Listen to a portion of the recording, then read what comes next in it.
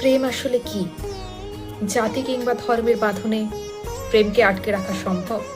আজ আমি আপনাদের সেরকম একটি বইয়ের কথা বলবো।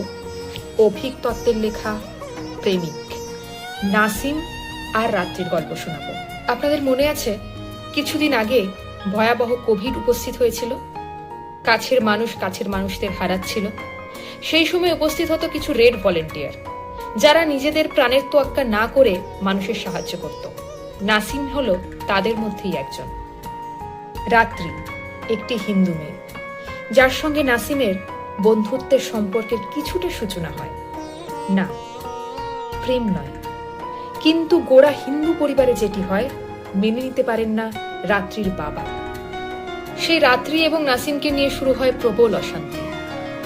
তথাকথিত মুসলিম পরিবারের স্টিরিওটাইপ লেখক এই গল্পে ভেঙে ফেলেছেন, এবং আজকালকার হোয়াটসঅ্যাপ ব্যবহারের যুগে হোয়াটসঅ্যাপ শিক্ষা এবং সোশ্যাল মিডিয়া কতটা ভয়ানক এফেক্ট যে মানুষের মস্তিষ্কে ফেলতে পারে সেটি বোঝা যায় এই গল্প পড়লে।